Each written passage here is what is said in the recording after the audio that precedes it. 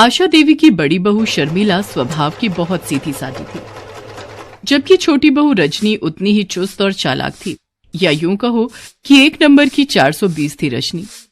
किसी को बेवकूफ बनाकर अपना फायदा ढूंढना ही उसकी आदत थी। माँ जी, ये गुलाबी रंग की साड़ी मैं ले लूं? मेरे पास गुलाबी रंग की एक भी साड़ी नहीं है। पर ये साड़ी तो शर्मिला बहू ने। अरे कोई बात नहीं माँ जी, अगर ये साड़ी रजनी को पसंद है तो रजनी ये रख ले, मैं ये नीली रख लूंगी।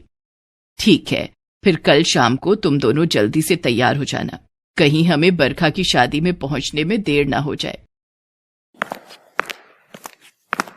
अच्छा हुआ मैंने ये गुलाबी रंग की साड़ी रख ली। मैंने इस पर लगे प्राइस के रेट जो देख लिए थे, ये तो नीली साड़ी से 2000 रुपए महंगी है। अब कल इस साड़ी में मैं सबसे सुंदर लगने वाली हूँ। शर्मिला बहू, तुम सचमुच बहुत अच्छी हो, तुम्हें रिश्ते निभाने आते हैं। तुम अपने मधुर व्यवहार से किसी को भी अपना बना सकती हो, बस देखने वाले का नजरिया होना चाहिए। मैं जानती हूँ तुमने अपने लिए गुलाबी साड़ी पसंद की थी, पर तुमने रजनी का दिल रखने के लिए उसे वो साड़ी दे दी। अक्सर ऐसा ही होता था, रजनी हमेशा पहले ही चीजों का चुनाव कर लेती थी। रजनी गुलाबी साड़ी लेकर कमरे में गई, पर जब वो तैयार होने लगी तो उसके पलंग में लगी एक कील से थोड़ी फट गई। अब क्या करूं, ये साड़ी तो किनारे से फट गई। मैं अब बरखा की शादी में क्या पहनूंगी? आइडिया, ये ठीक रहेगा। रजनी चालाक थी, वो बहाने से सास के पास गई और बोली, माँ जी ये देखिए, ये साड़ी किनारे से फटी हुई है। लगता है शर्मिला भाभी किसी सस्ती दुकान से ये साड़ियां खरीद कर लाई हैं। कितने मन से मैं ये गुलाबी साड़ी पहनकर तैयार हो रही थी, अब ये फटी हुई साड़ी पहनकर थोड़ी न जाऊंगी। कुछ भी कहो शर्मिला भाभी, आप बहुत चालाक हो, आपने जानबूझकर मुझे हल्की साड़ी दे दी। नहीं, ऐसी बात नहीं है रजनी, मैं देख कर लाई थी। अगर तुम कहो तो मैं दुकानदार को एक बार ये साड़ी दिखा देती हूँ। अभी तो हमें शाम को जाना है, मैं बदल कर ले आऊंगी। नहीं नहीं, उसकी कोई जरूरत नहीं है, मैं कोई और पहन लूंगी, आप ही पहनो नई साड़ी। एक काम करो रजनी, तुम नीली वाली साड़ी पहन लो, मेरे पास एक और साड़ी रखी है, मैं वो पहन लूंगी। पर शर्मिला बहू, ठीक है दे दो, मुझे वो साड़ी इतनी पसंद नहीं थी, मजबूरी है इसलिए पहन रही हूँ। रजनी चालाकी से वो गुलाबी फटी हुई साड़ी शर्मिला को दे देती है और शादी में जाने के लिए नई नीली साड़ी पहन लेती है। अगले दिन शर्मिला वो फटी हुई साड़ी दुकानदार को देने आती है। बहन जी, आप हमारे पुराने ग्राहक हो, इसलिए मैं ये साड़ी बदल कर दूसरी दे रहा हूँ, पर हमारी दुकान में ऐसा कभी नहीं हुआ। हमारी दुकान में सारी साड़ियां चेक होकर ही आती हैं। मैंने भी आपको चेक करवा कर ही दी थी, पर हो सकता है कहीं देखना रह गया हो। ये इसका दूसरा पीस आप ले जाओ। शुक्रिया भाई साहब। शर्मिला साड़ी लेकर घर पहुंचती है। बदल दी दुकानदार ने? बदलता भी क्यों नहीं, गलती भी तो उसी की थी, फटी हुई जो पकड़ा दी थी। लाओ मैं इसे अलमारी में रख देती हूँ। देखो कैसे छीन कर ले गई, बिल्कुल शर्म नहीं है इसमें। अब ये नीली साड़ी इसकी हो गई, तू कब तक सीधी बनी रहेगी बहू। शर्मिला चुपचाप वहां से चली जाती है, पर आशा देवी अच्छे से जानती थी कि रजनी ने चालाकी से दोनों साड़ियां ले ली। ऐसे ही एक दिन रजनी की सहेली उससे मिलने आई। सुमन, कितने दिनों बाद तुझसे मिलना हुआ। शादी के बाद तो तू मेरठ में सेटल हो गई थी ना? हाँ हो तो गई थी, पर हस्बैंड की जॉब कैलिफोर्निया में लग गई है, तो हम विदेश जा रहे हैं। वैसे आऊंगी आफ्टर 6 मंथ्स, मेरा आना होगा। अभी वहां कुछ सेट कर ले, फिर सब कुछ यहाँ से समेट कर एक बार परमानेंट शिफ्ट हो जाएंगे। अच्छा रजनी, मुझे तेरे से एक काम था। हाँ बोल। मेरा दिल्ली में कोई भी नहीं है, तो मैं सोच रही थी कि मेरे पास बहुत सारा गोल्ड है, तो अभी तो मैं कैलिफोर्निया नहीं ले जा सकती, मुझे इसे बेचना है और हमारी कल की फ्लाइट है। मेरे पास इतना समय नहीं है कि मैं आज के आज में सारा गोल्ड अपना बेच सकूं, इसलिए तू मेरा गोल्ड अपने पास संभाल कर रख ले। तकरीबन 5 लाख का गोल्ड है, ये सारे जेवर तू संभाल कर रख ले। मैं 6 महीने बाद वापस आऊंगी तो ये जेवर बेच दूंगी। ठीक है, कोई बात नहीं, तू मेरे पास रख दे, मैं संभाल कर रख दूंगी, तू बेफिक्र होकर जा। सुमन अपना सारा जेवर रजनी को दे जाती है। रजनी बहू, ऐसे किसी की चीज यूं इस तरह अपने घर में रखना ठीक बात नहीं है। तुमने एक बार सोने की परख भी नहीं की कि वो कितने का है, कितने का नहीं है। मुझे ये सब कुछ ठीक नहीं लगा। तुम क्यों किसी की जिम्मेदारी अपने ऊपर लेती हो? आजकल ऐसा जमाना नहीं है। माँ जी, मेरी सहेली को मैं बहुत समय से जानती हूँ, वो काफी पैसे वाली है। उसके पास इतना सोना होना कोई हैरानी की बात नहीं है।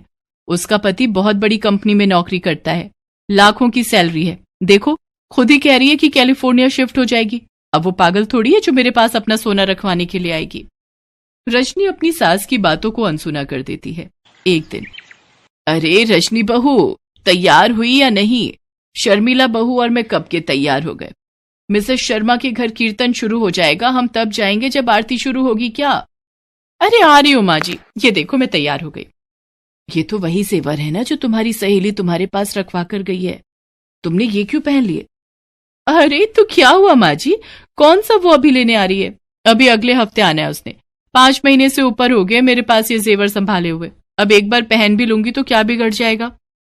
रजनी अपनी सास और जेठानी के साथ पड़ोस में कीर्तन में जाती है। सब लोग रजनी की तरफ ही देख रहे थे क्योंकि उसने बहुत सारे जेवर पहने हुए थे। उन्हीं में से एक महिला रजनी से जेवर के बारे में पूछती है।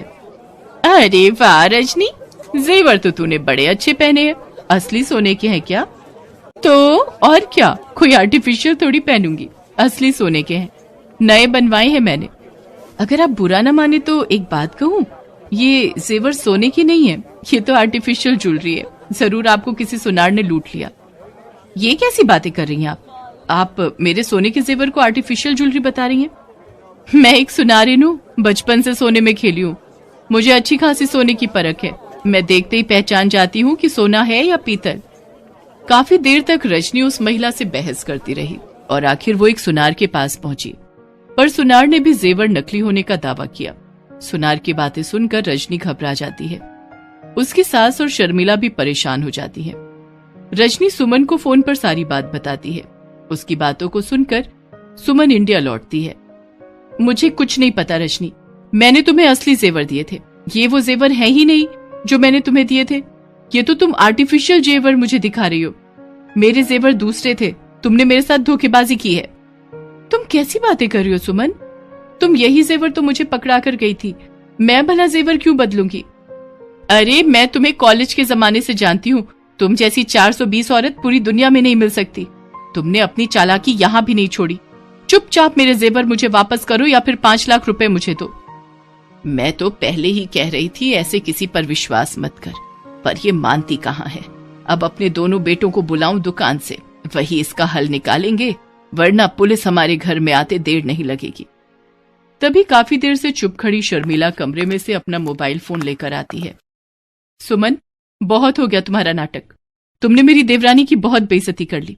मेरी देवरानी लाखों में एक है और तुम्हारी मक्कारी का सबूत मेरे पास मेरे मोबाइल में कैद है। उस दिन जब तुम रजनी को जेवर दे रही थी, मैंने चुपचाप रजनी को बिना बताए तुम्हारा वीडियो बना लिया था और कुछ फोटो खींच ली थी। ये देखो, तुम यही जेवर रजनी को दे रही थी। इससे पहले कि मैं पुलिस को बुलाऊं, तुम चुपचाप यहां से चली जाओ, वरना धोखाधड़ी के इल्जाम में मैं तुम्हें गिरफ्तार भी करवा सकती हूँ। शर्मिला भाभी, आपने उस दिन वीडियो बना लिया था। आज आपकी वजह से मेरे ऊपर से ये झूठा इल्जाम लगने से बच गया। सुमन, यहाँ से चली जाओ और ये अपने आर्टिफिशियल जेवर भी ले जाओ। सच में किसी से अगर कुछ भी लेना देना करो तो उसकी कोई लिखा पढ़ी या रिसीविंग जरूर ले लो। ये बात मैंने आज सीख ली है, भले ही कोई अपना दोस्त हो, रिश्तेदार हो या फिर पराया।